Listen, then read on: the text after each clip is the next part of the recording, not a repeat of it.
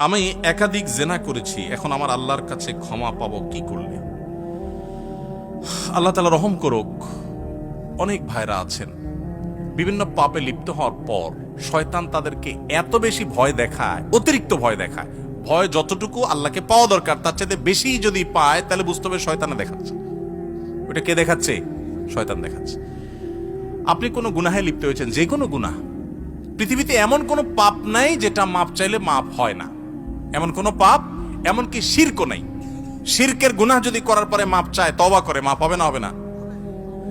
তওবা ছাড়া মারা গেলে মাফ করবেন, এটা ভিন্ন বিষয়, কিন্তু তওবা করলে সেটাও মাফ হবে।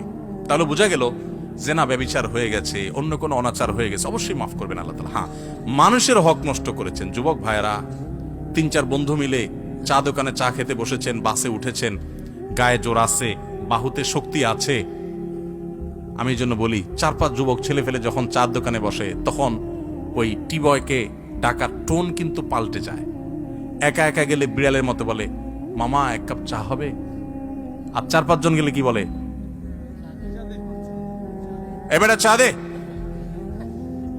কথা কানে যায় না? কতক্ষণ ধরে বসে রয়েছি? কারণ আশপাশে বন্ধু বান্ধব চা আছে, শরীরে একটু ভাব আসছে, তাই না? আহা, এই মাস্তানি, এটার বিচার হবে, এটার বিচার হবে। দুনিয়াতে সে বেচারা বিচার পাবে না, কিয়ামতে বিচার। বুড়া বলে আপনি হাজী সাহেব হয়ে গেলেন, মাগার ওই যৌবনকালে যে মাস্তানি করে আসছেন, গুন্ডামি করে আসছেন, তার বিচার আল্লাহ করবেন। So be careful. এই যৌবনকে পাগলামি করে নষ্ট করবেন না, ঠিক আছে তো? ইনশাআল্লাহ যে কোনো অন্যায় করে আল্লাহ কাছে মাফ চাইলে মাফ করবেন, কিন্তু মানুষকে ওই যে ধাক্কা দিয়েছেন, গালি দিয়েছেন, অধিকার নষ্ট করেছেন, হক মেরেছেন, এগুলো কিন্তু আল্লাহ মাফ করবেন না। সাবধান। এই জন্য নবী করিম সাল্লাল্লাহু আলাইহি ওয়াসাল্লাম বলেছেন, সেদিন আসার আগে মাফ চেয়ে নাও, যেদিন কেউ কাউকে ছাড় দিবে না, কেউ কাউকে ছাড় দিবে না। গালি দিয়েছেন, রিকশালা ভাড়া দেন নাই, চুন থেকে নুন খসছে, কথা থেকে কথা বাড়ছে, তর্ক হয়ে গেছে, যাবেটা দিলাম না, কি করতে পারবি কর, চলে আসছেন।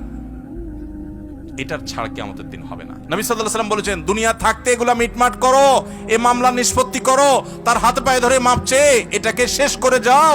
কিয়ামতের ময়দানে কেউ কাউকে ছাড়বে না।